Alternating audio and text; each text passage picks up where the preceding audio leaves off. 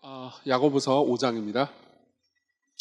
야고보서 5장 19절 20절 두 절입니다. 야고보서 5장 19절부터 20절까지 두 절의 말씀을 우리 오늘 같이 읽어볼까요? 야고보서 5장 19절 20절 같이 읽도록 하겠습니다. 읽겠습니다. 시작.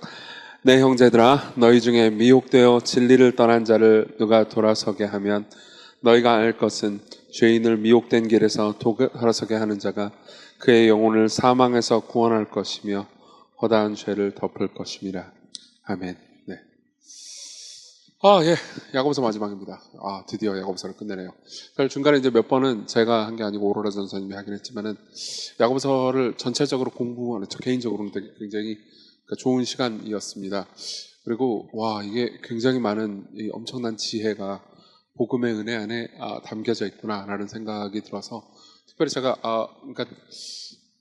항상 그런 고민이 있었거든요. 어떻게 야고보서를 복음적으로 설교할 수 있을 것인가, 혹은 이해할 수 있을 것인가라는 고민을 늘 해왔었는데 그렇게 고민을 할 필요가 없었습니다. 왜냐하면 자세히 살펴보니까 이미 복음으로 충만한 내용이더라고요. 그래서 제가 발견하기 위해서 노력하기보다는 야고보서 전체 메시지의 복음이 저를 유혹했다에 가까운 것 같습니다.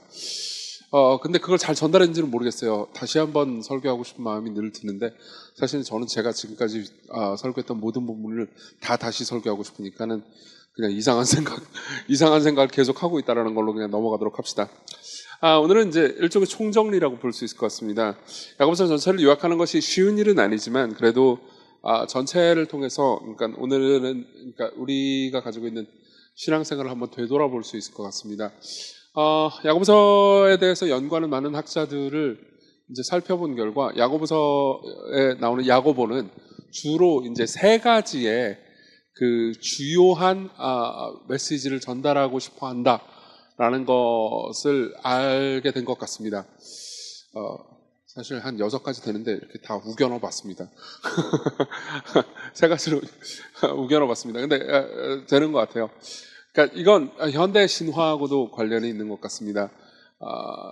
그러니까 고대부터 이제 고대 그 기독교인들의 자료들을 보잖아요. 그러면 현대 기독교인들하고 굉장히 많이 다르다라는 것을 알게 됩니다. 고대 기독교인들이 이제 쓴 글들을 보면은 이때 당시 사람들은 이런 죄들을 거리낌 없이 지었네? 이런 것들도 있어요. 예컨대 제가 좋아하는 16세기부터 18세기의 글들 있잖아요. 특히 이제 17, 18세기의 글들을 보면은 그러니까 이제 가정의 노예를 두고 뻔뻔하게 그것을 굉장히 정당화하는 사람의 글도 기독교인인데요. 그걸 심지어 신앙적으로 정당화하는 사람의 글도 본 적이 있습니다. 그것은 그 시대의 어둠이겠죠. 목회자인데 노예를 두고 있고 굉장히 끔찍한 일이잖아요. 그렇죠? 근데 마찬가지로 지금 시대는 그 시대보다 절대적으로 깨끗할까요? 그렇지 않을 겁니다.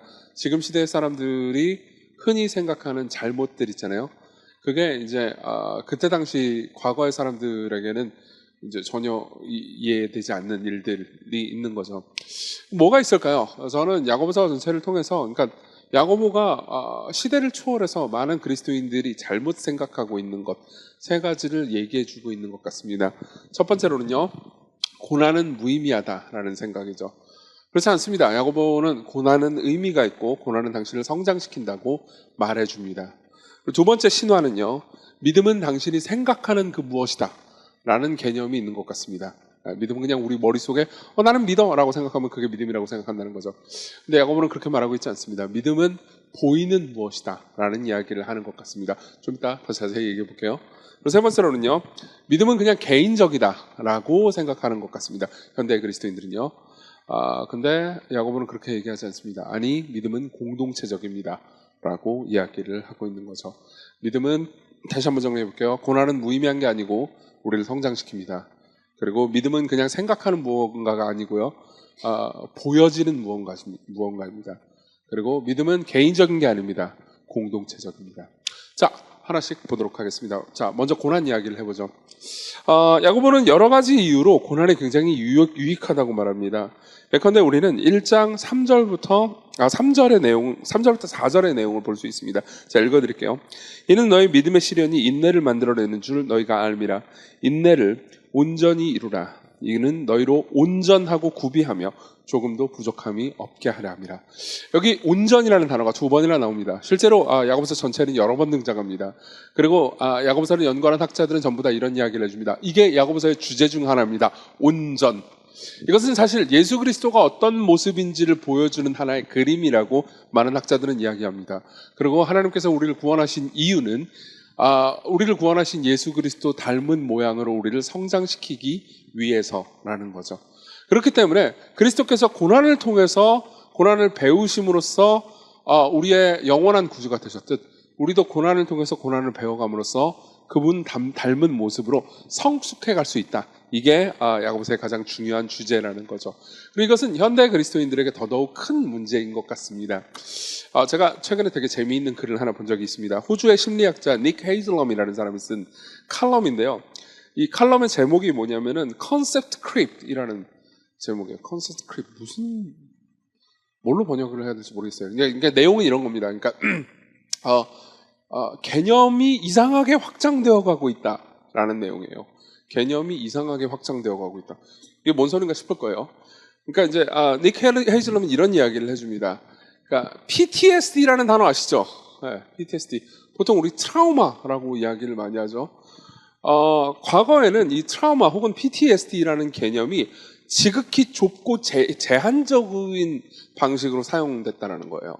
근데 이제 현대에 이르면서 이 PTSD라는 단어가 어떻게 쓰이는지를 쭉 추적을 합니다. 칼럼을 통해서요.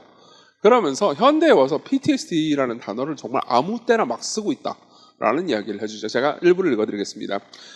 과거만 해도 확실히 PTSD라고 진단받을 수 있는 트라우마성 사건의 기준은 매우 엄격했다.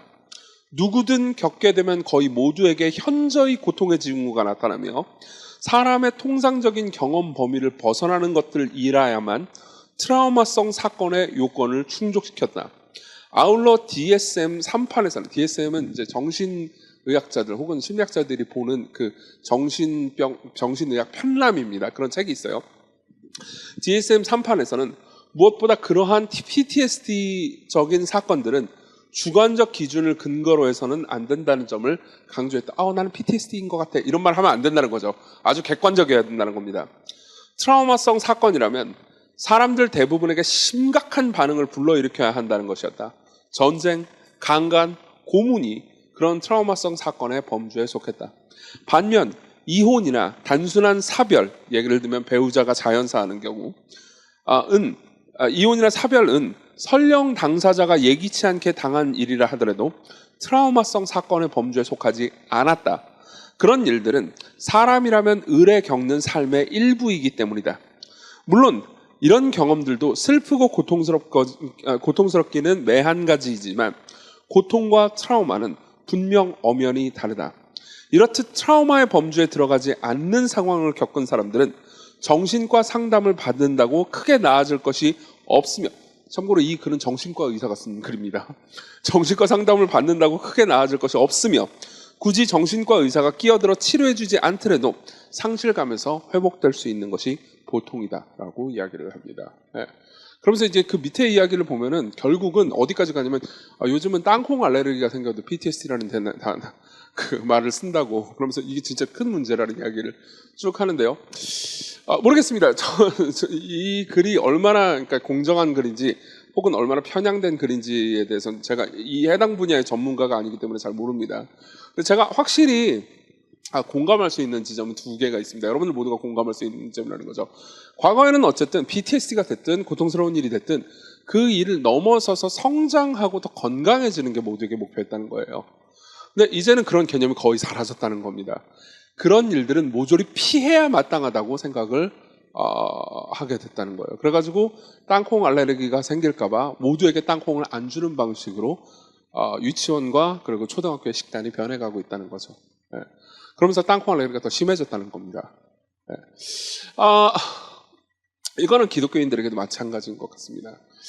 예를 들면은 과거나 지금이나 기독교인들은 고통에 대한 설교를 듣습니다.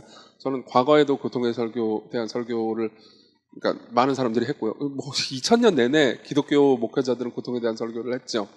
근데 그 과거의 기독교 목회자들이 고통에 대해서 예를 들 때는 이런 것들이 꽤 많았습니다. 그러니까 자녀가 태어나자마자 죽은 것 때문에 너무 고통스러워하는 부모를 위로해주는 그런 게 굉장히 많았어요.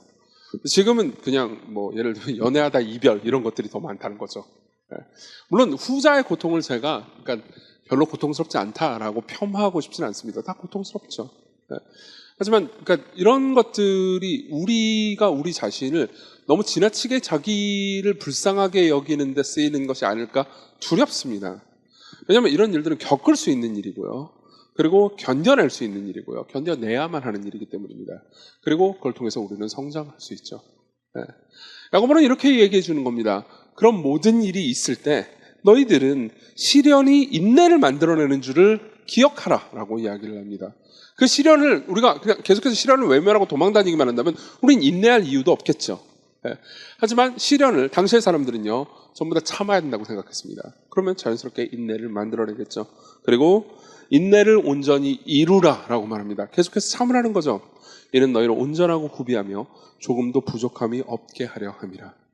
이 이야기를 하는 이유는 간단합니다. 우리가 사는 시대는 특별히 고통을 참는 것 혹은 고통 가운데서 그 자리에 계속 있는 것을 두려워하는 시대이기 때문입니다. 그러니까 제가 저와 여러분들에게 같이 나누고 싶어하는 메시지는 이겁니다. 우리가 고통스러운 일이 있을 때 특별히 그러니까 우리가 포기해야 될 만한 상황이라고 내 스스로가 판단할 때 조금 더 견뎌보라는 겁니다. 그리고 그것은 굉장히 중요한데 왜냐하면 야고보는요 그러한 견딤이 결국은 하나님께서 우리 가운데 일하시는 것을 보게 만든다고 말하기 때문입니다. 인내하지 않으면요 우리는 하나님께서 우리 가운데 일하시는 것을 못 보게 됩니다. 왜냐하면요 1장 5절부터 7절은 이렇게 말하기 때문입니다. 읽어드리죠. 너희 중에 누구든지 지혜가 부족하거든, 그러니까 고통 가운데 있을 때 지혜가 부족하거든 모든 사람에게 후히 주시고 꾸짖지 아니하시는 하나님께 구하라. 그리하면 주시리라. 오직 믿음으로 구하고 조금도 의심하지 말라. 의심하는 자는 마치 바람에 밀려 요동하는 바닷물결 같으니 이런 사람은 무엇인지 죽게 얻기를 생각하지 말라라고 말합니다. 얼핏 보면 이 메시지는 그러니까 기도 많이 하면 하나님께서 무언가를 주신다라는 것처럼 보이지만 문맥은 고난 가운데 인내하라라는 문맥 안에서 이 얘기를 해줍니다. 이해되시죠? 고난 가운데 인내를 하려면요. 고난 가운데 그냥 도망을 가려면요. 우리는 굳이 그때 기도할 필요를 느끼지 않습니다. 근데 고난 가운데 계속해서 그 가운데 견디려고 하잖아요. 그러면 어떻게든 이 문제를 해결하기 위해서 우리는 기도할 필요를 느끼죠. 그리고 항상 그런 기도 이후에 하나님께서 일하시는 것을 경험하게 됩니다. 계속해서 도망치는 사람은요. 하나님께서 일하시는 것을 경험할 수가 없게 돼요. 맞죠? 네. 항상 이런 일이 있을 때마다 제가 생각나는 게 있습니다. 저도 이제 고통 가운데 도망가고 싶을 때가 꽤나 많을 겁니다. 그럴 때마다, 그러니까 제 인생에 제일 큰 영향을 미쳤던 책 한 권을 생각합니다. 부흥이라는 책이에요. 마틴 로이드 존스 목사님이 쓴 부흥이라는 책입니다. 그 책의 10번째 챕터에 보면 부흥의 목적이라는 제목의 챕터가 있습니다. 제가 제일 좋아하는, 아마 제 인생 설교 중에 한 개일 거예요. 지금 그 챕터 얘기를 다 하면은 시간이 끝도 없을 테니까 간단한 것만 요약하자면 이렇습니다. 항상 하나님께서는 인간 입장에서 너무나 큰 고통 앞에서 절망할 때 늘 간섭하셔서 일하기를 즐거워하셨다라는 얘기가 있습니다. 그러면서 이제 모세와 그리고 이집트를 탈출을 하는 이스라엘 백성들을 얘기를 합니다. 자 보세요. 이스라엘 백성들이 홍해 앞에 섰을 때를 생각해 보십시오. 홍해 앞에는 홍해가 있습니다. 그리고 옆에는 이제 비하이롯과 바하스본이라는 산맥이 있습니다. 그러니까 도망칠 수가 없어요. 뒤에는 군대가 오고 있습니다. 이집트의 군대요. 그럼 앞으로 가면 난 빠져 죽고요. 그리고 양 옆으로 가면은 이제 산맥을 타다가 이제 군대에 잡혀가지고 죽겠죠. 그리고 그렇다고 해서 군대 쪽으로 가면 끝나는 거잖아요. 자, 사방이 막혀 있어요. 네. 절망적인 상황이죠. 네. 그리고 사방이 막혀 있을 때, 로이 존스 목사님이 이렇게 얘기해 줍니다. 사방이 막혀 있을 때, 비로소 우리는 하늘이 뚫려 있다는 것을 기억합니다. 무슨 말인지 이해되십니까? 네. 사방이 막혀 있을 때, 비로소 우리는 하늘이 뚫려 있었지라는 생각을 하는 거죠. 네. 하나님이 계셨지라는 생각을 합니다. 네. 그리고 모세는 하나님의 은혜로 말미암아서 하나님을 신뢰하고요. 그 가운데서 하나님께서는 홍해를 가르치죠. 늘 이런 식으로 하나님께서는 일하신다는 겁니다. 네. 그리고 여러분들이 삶을 살아갈 때요. 그러니까 같은 문제를, 그러니까 같은 개념을 여러분들이 삶을 통해서 경험하는 모든 고통의 문제에 적용시켜 볼 필요가 있다는 겁니다. 특히 야고보서를 쓴 이 야고보가 이 야고보서를 쓸 때 있잖아요. 이때는 야고보서를 이 편지를 받는 혹은 이 설교를 듣는 사람들은 여러 가지 방식으로 큰 고통에 처해 있었습니다. 그리고 그 큰 고통 가운데서 그러니까 그것이 그들을 망치는 것이 아니고 오히려 그들을 성장시킨다라는 메시지 앞에서 인내하는 법을 배웠어야 했습니다. 그러니까 예컨대 여러분들의 개개인의 삶에 막 이런저런 방식으로 간섭할 생각은 없지만 이런 걸 한번 생각해 보십시오. 나는 쉽게 어떤 조직이나 어떤 공동체에서 도망치고 싶어 합니까? 그리고 그 도망치고 싶어 하는 게 그러니까 물론 고통스러운 일 때문에 도망치고 싶은 것이긴 하겠지만요. 그 고통스러운 일이 얼마나 고통스러운 겁니까? 내가 지금 답답하고 고통스럽다고 해가지고 여러분들이 쉽게 계속해서 도망친다면요. 여러분들은 성장하지 못할 겁니다.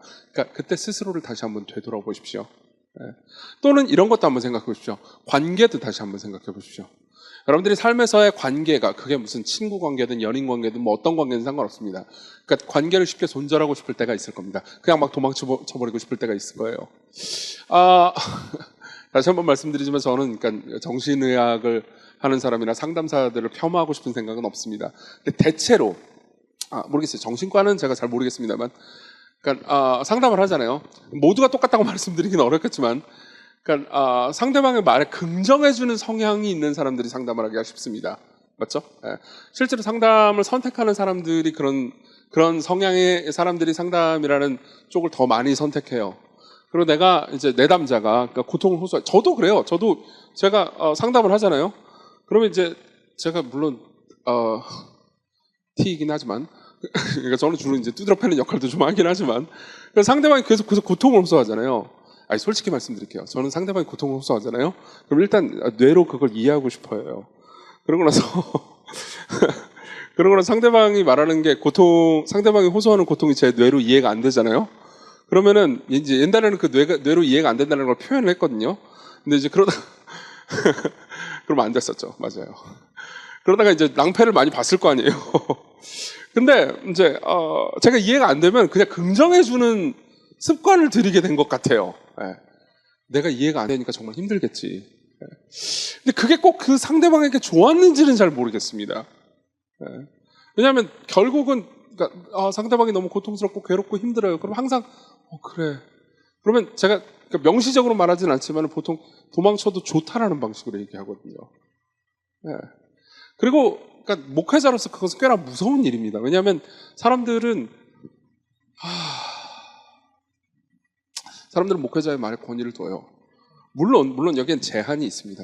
목회자의 말에 권위를 두는데 목회자가 하는 말이 자기가 듣고 싶었던 말인 경우에는 어마어마한 권위를 둡니다. 그러나 그게 아닌 경우에는 다시 한번 목회자의 말을 다시 평가하긴 하죠. 네. 이 얘기 꼭 하고 싶었어요. 그러나 보십시오. 제가 이 얘기를 앞에서 솔직하게 하는 이유는요. 그러니까 이런 겁니다. 목회자조차도 이런 생각을 할 때가 있습니다. 그러니까 목회자의 상담마저도 여러분들에게 꼭 유익한 건 아닐 수 있다는 겁니다. 그렇기 때문에 여러분들은요, 말씀에 비추어서, 특히 야고보가 이야기하는 이 말씀에 비추어서 자기 자신을 냉정하게 볼 필요가 있습니다. 안 그러면 여러분들은 계속 도망치게 되거든요. 그럼 뭘 못 배우죠? 인내를 못 배웁니다. 여러분들이 예수 그리스도의 삶에서 그분을 형성했던 제일 아름다운 성품 하나를 못 배우게 됩니다. 그분이 가장 위대하고 아름다울 수 있었던 이유가 뭐죠? 그분이 인내하시는 분이었기 때문입니다. 그분이 십자가에 달리셔서 빨리 내려오지 않으셨다는 것.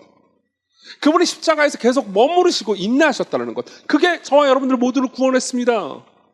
그렇죠? 그리고 우리가 그것을 배우지 못하잖아요. 그럼 우리는 이 세상에서 우리의 삶을 통해서 열매 맺는 것을 못 보게 됩니다. 네.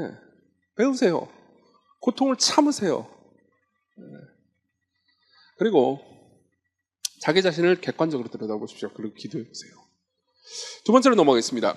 두 번째는요. 믿음은 보통 우리가 생각하는 그 어떤 것이다 라는 거에 대해서 야고보는 반대하면서요. 믿음은 보이는 무엇이다 라고 이야기를 합니다. 자, 2장으로 넘어가면요. 야고보는 이런 이야기를 해줍니다. 2장 18절. 어떤 사람은 말하기를 너는 믿음이 있고 나는 행함이 있으니 행함이 없는 네 믿음을 내게 보이라. 나는 행함으로 내 믿음을 너한테 보이리라 하리라 이렇게 말합니다. 자, 이게 무슨 의미일까요? 보세요. 특별히 야고보서 2장은요 믿음과 행함의 관계를 이야기하는 걸로 유명한 구절입니다. 부분입니다. 그래서 정말 많은 사람들이 이 부분을 그러니까 섬세하게 이해하지 못합니다. 그래서 당신이 예수님을 믿어도 행함이 없으면 구원 못 받을 수 있어요. 이런 식으로 되게 단순하게 행동하는 단순하게 해석하고 받아들이는 경향이 있습니다. 그러면요 우리가 구원을 어떤 방식으로 받는지에 대해서 계속해서 헷갈리게 되죠. 그러니까 이런 이야기를 들었다가 갑자기 로마서 4장을 보면서 여러분들이 구원은 오직 믿음으로만 말미암아 받는 거야. 그럼 도대체 누가 받는 거야? 라고 생각하거나 헷갈리게 되는 거죠. 사실 야고보서 2장을 설명을 할 때 그 얘기를 잠깐 했지만요. 제일 중요한 개념이 여기 있습니다. 성경은요. 믿음이 볼 수 있는 것이라고 말한다는 겁니다. 믿음은 볼 수 있습니다. 실제로 예수께서도 그렇게 말씀하신 적이 있어요. 예수께서 말씀을 가르치고 계셨습니다. 어떤 집에서요. 근데 1년의 무리들이, 그러니까 거기 와가지고 이제 되게 많은 무리들이 예수님께 안수받고 병을 고침받고 싶어 했었어요. 근데 그러다가 어떤 중풍병자가 있었고요. 그리고 이 중풍병자를 너무 고치고 싶었는데 사람이 너무 많은 것 때문에 안 되겠다라고 생각했던 중풍병자의 친구들은요. 이 중풍병자를 데리고 지붕으로 올라갑니다. 그리고 지붕을 뚫어요. 진짜 얼마나 어이가 없는 일입니까? 그리고 지붕을 뚫고 밑으로 중풍병자를 내려보냅니다. 어쩌라는 거예요. 예수님한테 고쳐달라는 거죠. 그러니까 예수님께서 이런 식으로 표현을 하십니다. 침상에 누운 중풍병자를 사람들이 데리고 오거늘, 마태복음 9장 2절입니다. 예수께서 잘 들어보십시오. 예수께서 그들의 믿음을 보시고 중풍병자에게 이르시되, 자 여기서 중요한 건 그들의 믿음을 그분이 보셨다는 겁니다. 이 믿음이, 그러니까 복음서에서 이 믿음이 대단한 것이라고 평가하는 건 아닙니다. 근데 어쨌든 확실히 무언가를 믿고 있었던 건 분명합니다. 뭘 믿고 있었던 거죠? 최소한 그 친구들은요, 예수님이 언제든 원하시면 병자를 고치실 수 있다라는 것을 믿고 있었습니다. 그리고 예수님께서는요, 그들의 행동을 보시고라고 말씀하지 않으셨습니다. 그들의 믿음을 보시고라고 말씀하셨죠. 물론 그 믿음이 행동으로 표현했으니까 볼 수 있었던 거죠. 그러니까 그런 의미에서 믿음과 행동은요 구분되지 않습니다. 하지만 여전히 예수님께서는 이렇게 말씀하시죠. 믿음을 보시고라고 얘기합니다. 그리고 이것은 그러니까 간단한 문제가 아닙니다. 왜냐하면요 우리가 행동을 한다 하더라도 참된 믿음으로 하지 않을 수 있기 때문입니다. 예컨대 여기 와서 기도를 하시는 분들은 이 기도 모임을 하나님을 정말 믿고 기도를 하러 오신 분들도 계실 겁니다. 그렇지만 그냥 뭐 습관적으로 오신 분들도 계시겠죠. 혹은 그냥 이 기도 모임 끝나고 나서 사람들이랑 친구들이랑 놀아야지 그러면서 이제 그 30분 남짓 되는 기도 시간을 잘 버텨야겠군 이러면서 오시는 분들이, 저는 옛날에 그런 경우가 많았는데 그렇게 오신 분들도 있을 겁니다. 그러면 그걸 행동은 기도 모임에 나오긴 했지만요 그렇다고 해서 믿음이 있다고 평가할 수는 없겠죠. 하지만 그러니까 무언가 계속해서 하나님께 구하고 어려운 일 가운데서, 내가 해결할 수 없는 일 가운데서 하나님께서 내 기도를 들으시고 사용하신다는 것을 믿는 사람들은요 실제로 기도라는 행위를 할 겁니다. 그렇다고 해서 믿음은 볼 수 있는 어떤 것이 되는 거죠. 그리고 야고보는 이렇게 얘기해 줍니다. 만일 당신이 가지고 있는 믿음이 실제로 눈으로 볼 수 있을 정도로 행동으로 드러나지 않는다면 당신의 믿음은 당신을 구원해 주지 못합니다 라고 말하는 겁니다. 야고보서 2장 14절, 형제들아 만일 사람이 믿음이 있노라 하고 행함이 없으면 무슨 유익이 있으리요? 그 믿음이 능히 자기를 구원하겠느냐? 라고 질문을 합니다. 자, 이게 무슨 말인지 좀 더 설명해 보겠습니다. 많은 사람들이 이런 본문을 보면서 그럼 나는 지옥 가는 건가? 이런 식으로 쉽고 되게 간단하게 생각하는 경향이 있습니다. 물론 야고보는 그러니까 참되게 살아있는 믿음이 아닌 거짓 믿음이 있는 사람이 천국 갈 수 있다고 말하지도 않고요. 그리고 그 사람이 구원받을 수 있다고 말하지 않습니다. 그 사람 구원 못 받는다는 얘기를 하는 거예요. 근데 이 이야기를 지나치게 단순화시키지 마십시오. 예를 들면 나는 예수님을 정말 믿는데 삶에서 요즘 죄도 많이 지으니까는 나는 죄를 많이 짓는 것 때문에 구원을 못 받고 지옥에 간다는 건가? 이런 식으로 간단하게 생각하지 마십시오. 사실 구원은요 꼭 죽어서만 받는 게 아니라는 걸 기억하십시오. 그러니까 예를 들면 이런 거예요.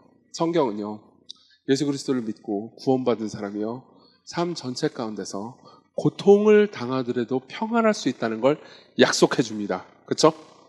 다시 말하면 고통 가운데서도 평안할 수 있다는 것은 꼭 죽어서만 하나님께서 주시리라고 약속하신 게 아닙니다. 지금 우리가 경험할 수 있는 거죠. 근데 여러분들이 하나님의 약속을 별로 안 신뢰하고 있습니다. 여러분들이 계속해서 여러분들 눈앞에 있는 어떤 고통스러운 상황만 쳐다보고 있고 그 모든 것 이면에서 모든 걸 주관하시는 하나님을 안 쳐다보고 있습니다. 그럼 여러분들이 굉장히 두려워하겠죠. 네. 혹은 굉장히 분노할 겁니다. 그럼 사실 여러분들은 하나님께서 주시는 고통 가운데서도 누릴 수 있는 기쁨이라는 구원을 지금 전혀 못 누리고 있는 거예요. 다시 말하면 구원 바깥에 있는 거죠. 네. 이해되십니까?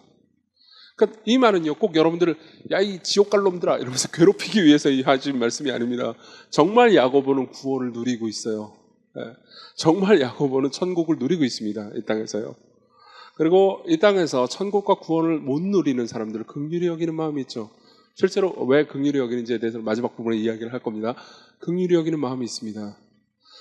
그렇기 때문에 그들이 믿음이 실제로 눈에 보이는 정도로 생생하기를 바랍니다. 그리고 그것은 그러니까 특별히 당시에 이스라엘에 있는 야고보가 섬기는 공동체 상황과도 연관이 있습니다. 야고보는 예루살렘에서 목회를 했습니다. 정황을 좀 간단하게 얘기해 드릴게요. 대부분의 학자들이 동의하는 정황입니다. 야고보는 이제 예수님의 동생이죠. 여러 번 얘기 드렸죠. 예수님의 동생이고요. 그리고 부활하신 예수님을 보고 회심하게 됐습니다. 그리고 아마도 이제 형의 영향, 예수님의 영향도 있고요. 그리고 본인도 율법을 굉장히 사랑했기 때문에 율법을 잘 알고 믿고 받아들이는 사람이었습니다. 게다가 이 야고보서 전체를 보잖아요. 그러면 예수님이 하신 설교, 그러니까 예수님께서 하신 마태복음 5장부터 7장에 있는 산상 설교가 굉장히 많이 반영되어 있습니다. 그러니까 형이 산에서 한 그 설교 있잖아요. 본인이 직접 못 들었을 거예요. 본인이 누구한테 전해 들었겠죠. 예수께서 실제로 이 땅에 활동하실 때는 예수님을 안 믿었으니까요. 야고보는 그 이야기를 계속해서 듣고 와 좋다 그러면서 계속해서 묵상했습니다. 자, 그리고 당시에 예루살렘에서 목회를 했던 사람은 야고보뿐만이 아니었어요. 베드로도 같이 목회를 했죠. 실제로 다른 서신서하고 이제 비교해 보면 알게 되겠지만은 베드로는 야고보하고 같이 목회를 하다가 다른 지역으로 선교를 하러 떠납니다. 야고보 혼자 목회를 해요. 야고보 혼자 목회를 하는 그 시기에 하필 어마어마한 가난이 예루살렘을 덮칩니다. 그때 기근이 있었거든요. 그러니까 뭐 사람들이 기근은요 단순히 나는 지금 편의점에서 알바를 하는데 돈이 없어 이런 수준의 고통이 아니에요. 사람이 죽는다고요. 배고파서 사람이 죽어요. 그리고 배고파서 사람들이 죽고 고통당하는 과정 중에서요 때로는 바울의 손을 통해서 다른 이방인 교회들이 복음의 은혜를 너무 많이 누려서 이방인 교회들이 알지도 못하는 예루살렘 교회에 돈을 보내줘가지고 그들이 먹고 살고 잠시라도 그 해가를 누리고 이런 것들을 살면서 경험했을 거란 말이에요. 자 보세요. 이걸 한번 생각해 보세요. 여기서 이제 이 정황 전체를 좀 더 설명해 볼게요. 당시의 유대 사람들은 자기들이 여호와 하나님을 믿고 있다라는 것에 대해서 굉장한 자부심을 가지고 있었습니다. 그리고 이방 사람들 입장에서 볼 때는 되게 그게 꼴값 떠는 것처럼 보였을 거예요. 왜냐하면 이방인들 입장에서는 이방인들은 다신교였습니다. 굉장히 다양한 신들을 믿고 있었어요. 그리고 저놈의 이스라엘이라는 나라가 딱히 국력이 강한 것도 아니고 무슨 저기 있는 애들이 대단히 똑똑한 것도 아니란 말이에요. 또 잘난 것도 없어요. 문화도 뭐 그렇게 대단할 게 없습니다. 근데 지들은 이 무슨 다른 모든 제우스니 나발이니 이런 신들은 다 가짜고 우리가 믿는 여호와 하나님만 진짜란다 그러면서 다른 모든 종교, 다른 모든 나라를 깔보고 무시했습니다.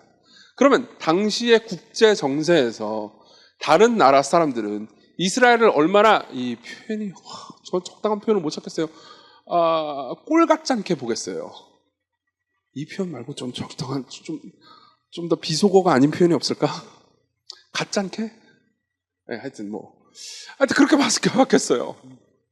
그러니까 대체로 인식은 안 좋았단 말이에요. 다시 말하면 이스라엘 사람들이 고통을 당한다고 그래가지고 외부 입장에서 좋아할 일은 아니었습니다. 근데 어쨌든 이스라엘 사람들 중에서 예수 그리스도께서 그 땅에 오셨고요. 그리고 그분이 죽고 부활했어요. 그리고 그분을 믿는 무리들이 생겼습니다. 그리고 그분을 믿는 무리들은 야고보가 그 무리에 포함된 거죠. 그러니까 교회죠. 생각해보세요. 지금이야 유대교, 기독교 엄밀하게 구분되는 종교잖아요. 근데 그때 당시 사람들 입장에서는 유대교와 기독교가 그렇게 딱히 엄청나게 구분된다는 느낌은 아니었을 거예요. 그러니까 여전히 선이 모호했습니다. 그러니까 이런 거죠. 야고보와 이 초기 예루살렘에 있는 교회들은 진짜 구약 성경을 다 믿고 유대교를 확실히 믿으면 우리 모두는 예수님을 하나님으로 믿어야 돼 라고 생각하는 사람들이었죠. 나머지 모든 사람들은 뭐야, 예수 그냥 사형수잖아 라고 생각을 했었죠. 네.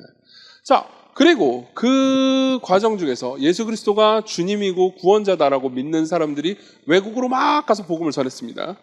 그리고 복음을 전하면서 뭐 빌립보나 무슨 고린도나 이 여러 당시에서는 엄청난 그 도시들 있잖아요. 대도시들. 그 대도시에 수많은 교회들이 생겼어요. 그건 바울이나 바나바나 수많은 다른 선지자 사도들의 헌신적인 노력으로 그 많은 교회들이 생겼죠. 근데 이제 그러다가 예루살렘 입장에서는요. 어떤 일이 있었냐? 갑자기 엄청난 고난, 기근, 가뭄, 고통이 찾아왔습니다. 그러면 어떻게 되겠죠? 우리는 이제 꼼짝없이 굶어 죽는구나 라고 생각을 했을 겁니다. 엄청난 고난을 처하고 있었어요. 근데 갑자기 바울이 우리 돈 갖고 갈게! 그러는 거예요. 네. 우리 돈 갖고 갈게! 간다! 어디서 돈을 구했어? 빌립보에 있는 사람들이, 그것도 유대인들이 아니고요, 이방인들이 돈을 엄청나게 모아줬어. 데살로니가도 모아줬어. 고린도에서도 왔어. 걔네들 문제 많은데 걔네들도 헌금을 하더라고. 그러면서 데리고 거액의 돈을 가지고 오는 거예요. 당연히 예루살렘에 있는 교회에 있는 사람들은요, 그 사람들을 본 적도 없습니다. 네. 근데 그들은 그들도 먹고 살기가 쉽지 않을 텐데요, 엄청난 돈을 가지고 자기에게 왔어요. 네. 그럼 이 모든 것을 보면서 어떤 생각을 했을까요? 야고보는 무슨 생각을 했을까요? 제가 확신컨대 야고보가 본 것은 이것일 겁니다. 믿음은 눈에 보이는구나. 네. 믿음은 눈에 보이는구나. 돈으로요. 생각해보세요. 돈만큼 확실한 게 어디 있습니까? 옛날이나 지금이나 똑같아요. 네. 누가 여러분들을 전혀 사랑하지 않는 것처럼 보이지만 여러분들의 생일마다 꼭 무언가 선물을 가지고 이렇게 하여튼 돈을 써서 혹은 시간을 써서 챙기잖아요. 그럼 그 사람은 여러분들에게 마음이 있는 겁니다. 네. 없다고 말하기 어려워요. 물론 여러 가지 심리적 계산을 여러분들이 할 수는 있겠지만 최소한 이 문제에 있어서, 그러니까 지금 특히 지금과 같은 세대에서는요, 돈과 시간을 쓰고 있잖아요. 그럼 여러분들의 관심과 사랑이 있는 겁니다. 그땐 더더욱 그랬겠죠. 모두가 힘든 상황에서요. 게다가 문화적으로 유대인들은요, 보통 다른 국가에 의해서 적대시되었단 말입니다. 근데 그들이 예수님을 믿고 나도 예수님을 믿기 때문에 우리를 형제라고 생각하는 거예요. 네. 우리를 형제라고 생각하는 겁니다. 근데 놀라운 일이 있어요. 대비되는 또 다른 개념이 있습니다. 그때 당시 예루살렘에 있는 동족 유대인들 중에서 다 굶고 다 힘들었겠어요? 아니잖아요. 그렇죠?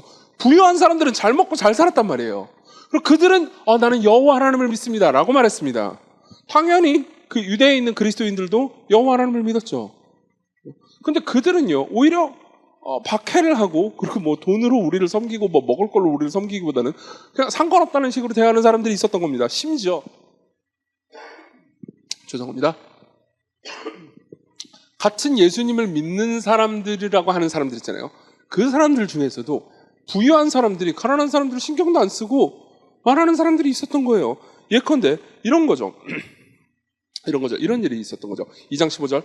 만일 형제나 자매가 헐벗고 일용할 양식이 없는데 너희 중에 누구든지 그에게 이르되 평안히 가라, 덥게 하라, 배부르게 하라 하면서 그 몸에 쓸 것을 주지 않으면 무슨 유익이 있으리요? 네. 배고파? 밥 사 먹어. 네가 밥 사 먹기를 위해서 기도할게. 그리고 자기는 엄청 오마카세 먹고 그러는 거예요. 네. 같은 동료 그리스도인이라고 생각하는 사람들이요. 네. 그런데 물론 동료 그리스도인인데 저 먼 나라에 있는 우리 얼굴도 못 본 사람들이요.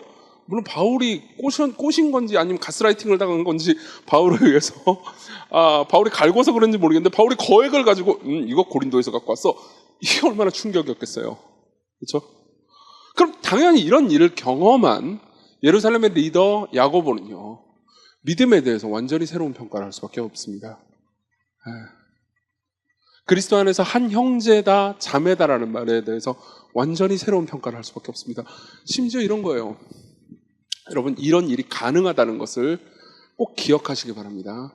우린 보통 교회 내에서 친해져야만, 그렇죠?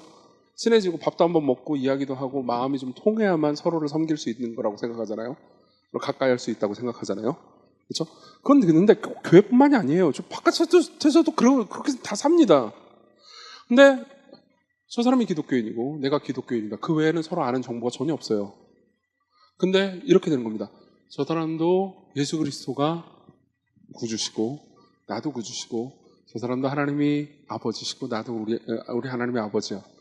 그럼 우리 형제네? 예, 근데 국적도 다르고 모르고 아무것도 모릅니다. 근데 저 사람은 내 형제잖아. 그럼 난 저 사람을 가난할 때 섬겨야지. 라고 말하고 실제로 그렇게 행동하잖아요. 그럼 그 사람은 자기가 하나님의 자녀고 하나님이 자신의 아버지라는 것, 그리고 하나님의 은혜 안에서 그리스도로 말미암아서 같이 하나님을 섬기는, 같이 예수님을 믿는 사람이 우리 형제라는 걸 진짜로 믿고 있는 겁니다. 그럼 그 믿음이 눈에 보이는 거죠. 네.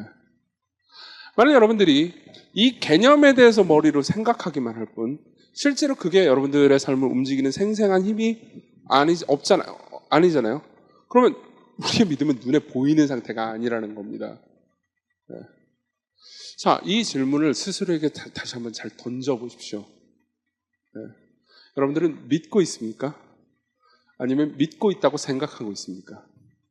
무엇보다 이런 질문을 던져보십시오. 내 믿음은 내 눈에는 보이나요? 남의 눈까지 갈 필요도 없습니다. 내 눈에는 정말 내 믿음이 보이나요? 네. 어떻게 생각하십니까? 자, 이 질문을 품고요. 세 번째로 넘어가도록 하죠. 믿음은요, 그냥 개인적이다라는 신화에 맞서서 야고보는요, 믿음이 공동체적이라는 이야기를 해줍니다. 사실 야고보서의 특히 4장, 5장의 내용들은 대부분 그러니까 공동체를 향한 야고보의 권면 혹은 공동체적인 삶을 살라는 야고보의 권면이 많이 있습니다. 근데 보세요. 어떤 사람이 믿음이 나는 하나님을 믿어, 예수님을 믿어. 그렇지만 나는 공동체가 싫어. 그리고 나는 사람들과 섞여 살고 싶지 않아. 라고 생각한다면요, 그 사람의 믿음은 절대 눈에 보이는 방식의 믿음이 될 수가 없겠죠. 조금 불가능할 겁니다. 예컨대 이런 거예요. 예수께서 형제를 향해서 서로 사랑하라고 말씀하셨습니다. 나는 형제들과 함께 신앙생활을 하지 않습니다. 나는 혼자 유튜브에서 설교 들으면서 개인적으로 신앙생활을 하고 있다고 합시다. 여기 계신 분들 중에서는 그런 분들이 없겠지만 어쨌든 그런 식으로 신앙생활을 한다고 합시다. 그러면요, 그러니까 그 사람이 뭐 잘한다 잘못한다를 떠나서요, 그 사람은 예수님의 명령 중에서 정말 많은 부분들을 순종할 수가 없게 됩니다. 네. 그러니까 이렇게 표현해볼까요? 불순종도 못하게 돼요. 이게 제일 나쁜 거예요. 그러니까 무슨 말이냐면 순종을 못하는 걸 떠나서요, 불순종도 못하는 상황이 됩니다. 이게 무슨 말인지 설명해 드릴게요. 자, 보세요. 시건교회를 다닙니다. 교회 내에서요, 내가 마음에 안 드는 사람이 있지만 그럼에도 불구하고 저 사람을 용서하고 사랑하고 섬기려고 노력해요. 그 사람은 순종하겠죠? 그렇죠? 그리고 시건교회를 다닙니다. 그리고 내가 마음에 안 드는 이정규라는 사람이 있어요. 그리고 그 사람은 계속해서 미워하면서 뒷담화합니다. 그러면요, 말씀을 불순종하는 거겠죠? 그렇죠? 근데 나는 그냥 교회 바깥에 있습니다. 그러면요, 서로가 없습니다. 네. 예수께서 제자들한테 뭐라고 말씀하시죠? 서로 사랑하라고 하셨죠. 근데 나 홀로 있으면 심지어 미워할 서로조차 없는 거예요. 네. 미워할 서로조차 없는 거예요. 그건 심지어 불순종도 불가능하게 만듭니다. 네. 그래서 실제로 옛날에 제가 그 신학자 이름 까먹었어요. 오늘 아침부터 미친 듯이 찾으려고 노력했는데 아무리 생각해도 기억이 안 납니다. 이제 노션을 쓴 지 노션을 최근부터 썼거든요. 옛날에 딴 거 썼는데 그 앱이 없어졌어요. 자, 어쨌든 무슨 수를 써든 나중에 찾아 해볼게요. 옛날에 어떤 신학자가 이렇게 얘기한 적이 있어요. 하나님의 말씀을 순종했던 신자들이 그분 앞에 섰을 때 그리스도께서 잘했다고 칭찬하실 거라고요. 그리고 하나님의 말씀을 늘 불순종했던 신자들이 그분 앞에 섰을 때, 그렇죠? 교회 안에 있는 신자들이 그분 앞에 섰을 때 그분이 꾸짖으실 거라고요. 그리고 이제 그 신학자가 이렇게 말한 적이 있습니다. 나는 자신은 예수님을 믿는다고 주장하긴 하지만 실제로 늘 교회 바깥에 있었던 사람들을 볼 때 예수님께서는 이렇게 말씀하실 거라고요. 난 네가 누군지 모르겠다. 네. 이게 제일 비참한 거 아닌가요? 네. 자, 그러면 야고보의 입장에서는 이런 겁니다. 제일 믿음이 실제로 보일 수 있는 방식은요, 우리가 공동체 안에 있는 것밖에 없다고요. 네. 그렇죠? 공동체 안에 있는 것밖에 없습니다. 실제로 여러분들이 공동체 안에 있어야 여러분들은 고통을 견디고 이겨낼 수 있습니다. 네. 고통을 같이 견디고 이겨낼 수 있는 동료가 있는 거죠. 그리고 여러분들이 공동체 안에 있어야 가난한 사람들을 돕거나 혹은 섬기는 실질적인 여러분들의 마음 안에 있는 예수 그리스도를 믿는 믿음이, 그러니까 눈에 보이는 방식으로 드러날 수 있어요. 그래서 4장의 주요 주제는요, 말입니다. 말로 서로 저주를 하거나 비난하지 말라고 이야기하죠. 제가 3, 4장 일부를 읽어드리겠습니다.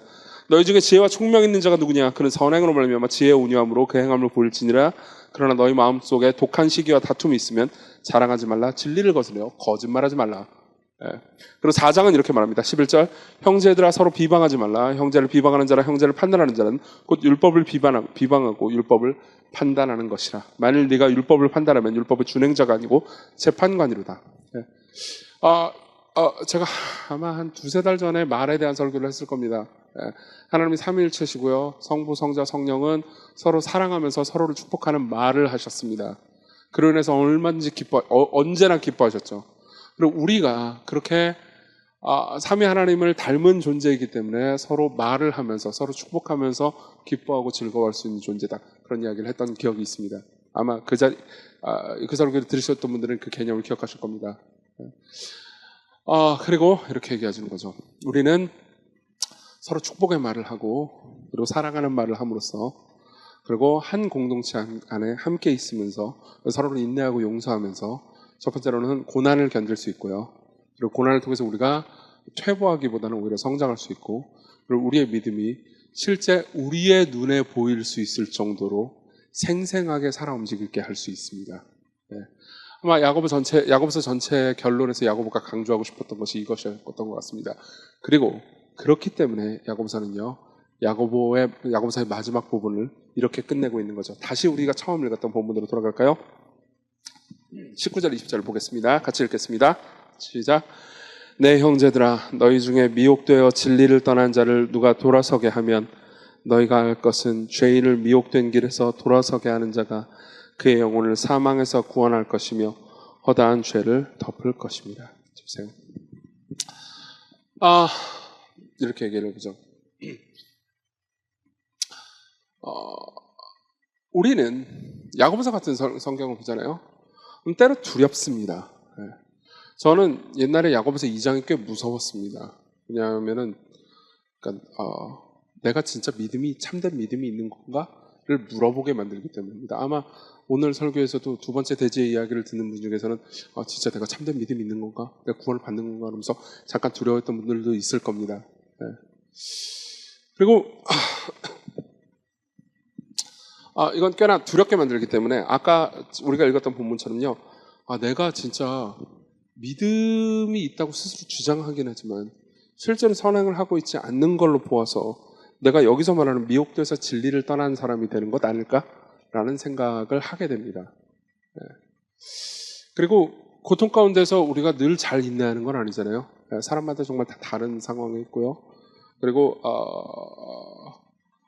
그 과정 중에서 제가 아까 이런 얘기를 했잖아요. 우리는 고통 가운데 너무 쉽게 포기하고 잘 인내하지 않는다고요. 그게 관계든 뭐 조직이든 뭐든 간에요.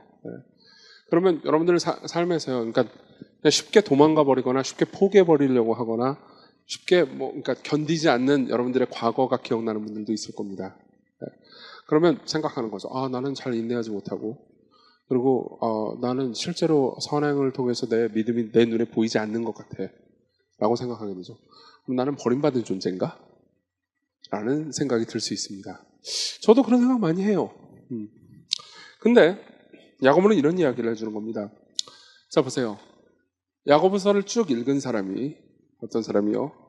미혹돼서 진리를 떠난 자라고 스스로 생각할 수도 있을 겁니다. 그리고 그 사람은 진짜로 미혹돼서 진리를 떠난 사람일 수도 있죠. 몸만 교회 예배당에 있는 사람일 수도 있을 겁니다.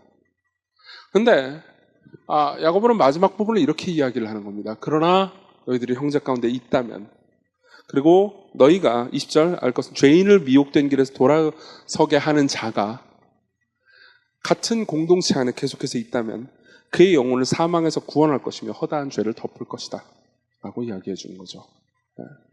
사실 이 두 구절은 많은 학자들의 논쟁거리가 되긴 했습니다. 얼핏 보면요, 이렇게 말하는 것처럼 보입니다. 어떤 진짜 믿는 사람이라 하더라도 그 사람이 믿음을 완전히 떠나서 지옥에 갈 수도 있다.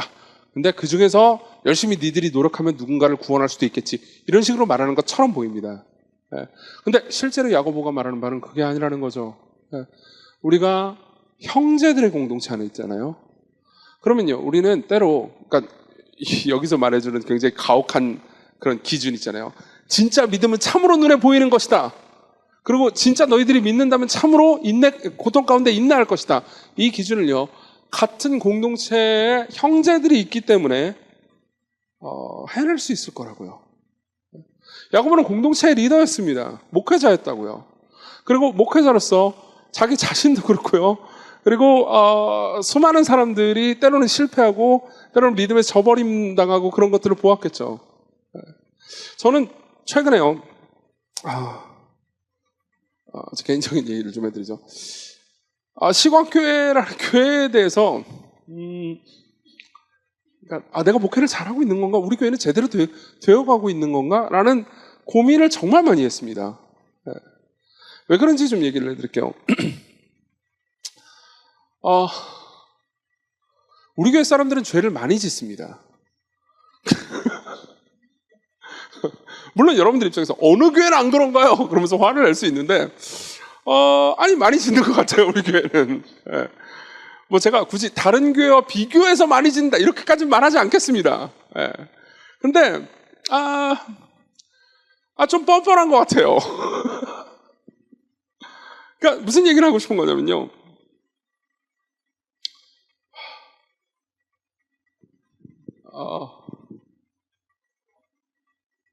그러니까 우리나라 교회들이 많죠. 그리고 그러니까 번듯하게 신앙생활 잘하는 사람들이 꽉 차 있는 교회들도 있습니다. 대부분은 주일날 절대 안 빠지고, 그리고 주일날 와가지고 예배만 달랑 드리고 도망가는 사람 한 명도 없고, 주일 낮 예배와 저녁 예배가 차이가 거의 없고, 그리고 지금 여러분들 입장에서 희망사항 얘기하는 거냐 이런 생각할 수 있지만 설교는 아직 안 끝났어요. 끝까지 가보자고요. 근데 끝까지 가기 전에 하고 싶은 말은 다 해봅시다. 그리고 대부분의 사람들이 헌금 다 하고, 그리고 개인적인 삶에 있어서 매일 말씀을 묵상하고 기도하고, 그리고 대체로 청년들이라 들어서 성적으로 순결한 삶을 살고, 뭐 그런 이상적인 뭐 있단 말이에요. 그리고 나서 제가 시건교회는 왜 이런 거야? 내가 목회를 정말 거지같이 하고 있구나 라고 생각을 하고 있었어요. 맞아요. 그 어느 정도는 사실일 겁니다. 제 목회적인 역량이 부족한 것도 사실이겠죠. 그러다가 이게 자기 변명인지 위안인지 잘 모를 묘한 위안을요, 로이드 존스 목사님의 설교집을 읽다가 발견하게 됐습니다. 자, 이게 일종의 자기 변명적 위안인지 아니면 진짜 위안인지는 여러분들이 듣고 판단해 보시기 바랍니다. 자, 들어보세요. 로이드 존스 목사님이 고린도 전서에 대해서 설교하는 본문이었어요. 그리고 이런 이야기를 해줍니다. 잘 들어보세요. 다 인용하려다가 그냥 요약해서 인용해 드릴게요. 고린도 교회는 대도시에 있는 교회였습니다. 고린도는 시골이 아니었어요. 고린도는 거의 서울과 같은 곳이었죠. 그리고 고린도 교회는 고린도라는 도시는 대단히 세속화된 도시였고요. 거기에 있는 사람들이 교회를 이뤘을 때 사람들은 세속 문화를 교회로 가지고 왔습니다. 그리고 고린도 교회는요, 엄청난 문제들이 있었죠. 분열이 있었고요. 보통 도시에는 분열이 있죠. 그리고 성적인 타락이 있었고요. 도시에는 늘 그랬죠. 그리고 굉장히 하나님 뜻대로 안 살고 어지럽고 무질서하게 사는 사람들이 있었습니다. 맞죠? 그리고 그 이유는 고린도 교회가 대단히 활력 있는 교회였기 때문입니다. 라고 얘기해 줍니다. 고린도 교회는 엄청난 부흥을 맛봤어요. 실제로 기독교인이 아닌 사람들이, 그러니까 바울이 복음을 전했을 때요, 기독교인이 아닌 사람들이 엄청나게 교회로 밀려 들어왔어요. 그들은 예수 그리스도를 믿고 자신의 삶을 주께 드린다고 해놓고 또 어떻게 했냐면 세속 문화를 또 교회로 가지고 왔습니다. 그리고 바울은요, 이 문제를 해결하기 위해서 어마어마한 고통을 당했죠. 그리고 1년 6개월 동안 목회를 하고요, 다른 곳에 가서도 또 이 문제를 해결하기 위해서 서신을 2번이나 보냈어야 했습니다. 그리고 로이드 존스 목사님이 이렇게 얘기해 줍니다. 항상 전쟁의 최전선에는 부상자와 전사자가 많이 발생하는 법입니다. 고린도 교회는 하나님의 말씀과 복음이 흥왕하게 역사했고 엄청나게 큰 역사로 일했고, 그리고 그로 말미암아서 사람들이 예수님을 믿고 받아들이는 사람도 있었지만 예수님을 떠나는 사람도 많았습니다. 급격하게 순결해지고 하나님 뜻대로 변화되는 사람도 많았지만 자신의 한계를 금방 노출하고 문제를 일으키는 사람들도 많았습니다. 만일 한 교회가 하나님의 은혜로 충만하지 않다면 고린도 교회에서 벌어지는 문제를 발견할 일도 없을 겁니다. 무슨 말인지 이해되십니까? 자, 이걸 얻고 위안을 얻은 이종규는 자기 변명적 위안을 얻은 걸까요? 아니면 뭔가 좋은 위안을 얻은 걸까요? 솔직히 말하면 아직도 저는 헷갈립니다. 그런데 자, 이게 자기 변명적 위안이라 하더라도 그 다음으로 넘어가서, 그러고 나서 로이 존스 목사님은 우리가 읽었던 야고보서의 이 마지막 부분을 인용해 줍니다.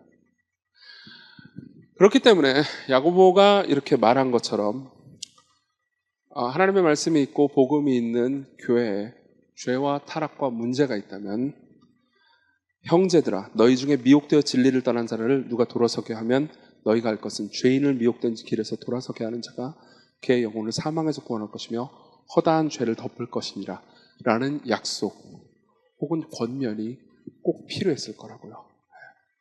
그리고 고린도 교회에 보낸 고린도 전서 후서 있잖아요.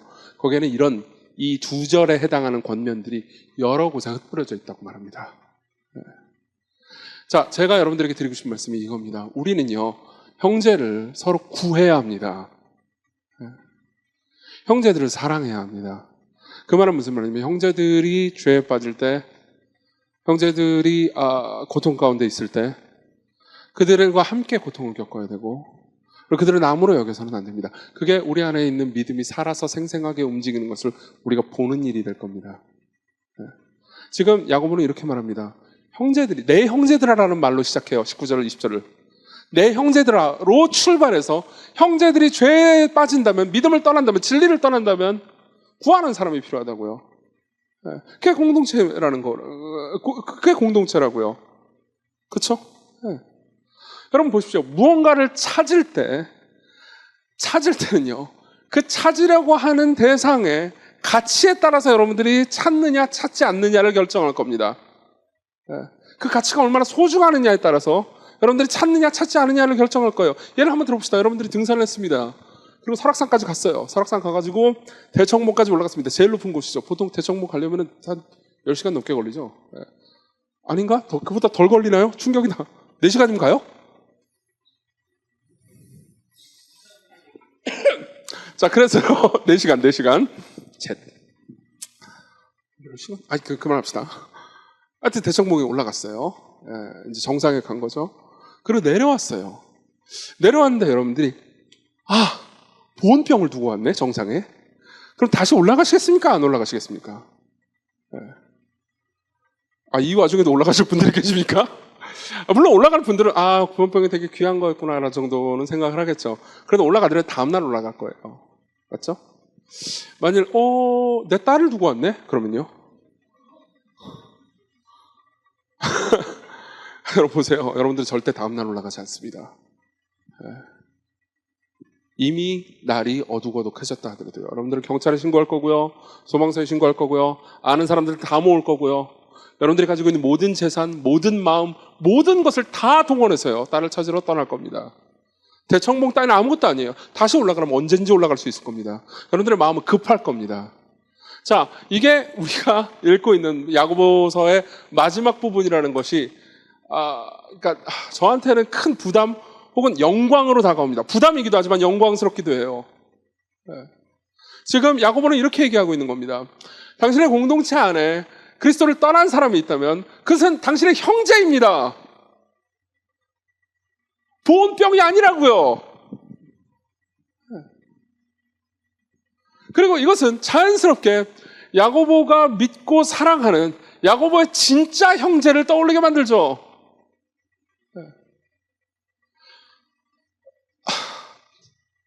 설악산 맨 밑에서 밤이 어둑해졌는데도 불구하고 다시 대청봉으로 올라가는 사람은요, 그 찾으러 가는 대상을 엄청나게 사랑하는 사람일 겁니다.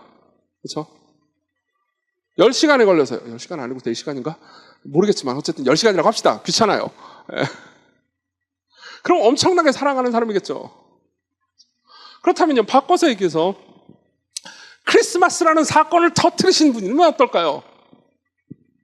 크리스마스가 뭐죠?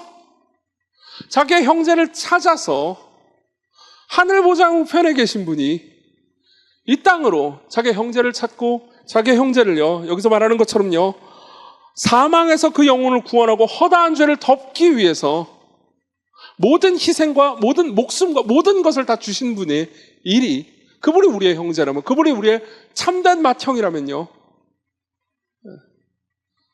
그것은 하나님께서 우리를 너무나 소중하고 귀하게 여기셨다는 증거일 겁니다. 그렇죠? 자, 이것이 바로 그분이 여러분들 향해서 형제라고 부르는 이유, 혹은 형제라는 부르는 것의 진상입니다. 하나님께서는 정말 우리를 귀하게 여기셨어요. 여러분들은 여러분들이 생각했던 것보다 하나님께 훨씬 더 귀하게 여김받는 존재입니다. 우리는 보온병이 아니에요. 네.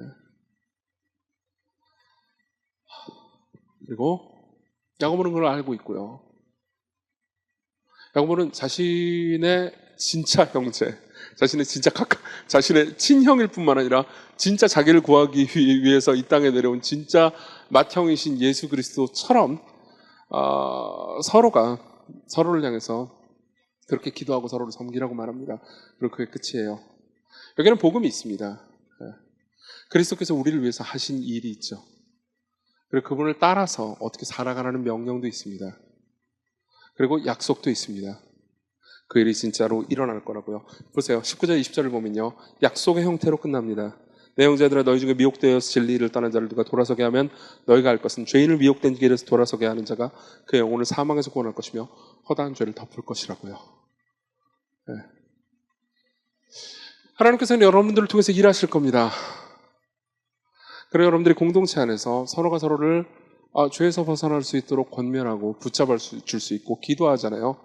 그럼 여러분들은 믿음을 이 도시에서 볼 수 있습니다. 네. 여러분들은 내 개인의 삶을 통해서만 믿음을 보는 게 아니고요, 여러분들은 서로를 통해서 믿음을 볼 수 있습니다. 교회를 통해서 믿음을 볼 수 있죠. 아마 야고보가 예루살렘 교회에서 보았던 것도 그것이었을 겁니다. 그리고 그 가운데서 야고보는요, 하나님을 신뢰하고 고통을 이겨낼 수 있었을 거고요. 야고보는 나중에 어떻게 되냐면 순교해서 죽거든요. 네.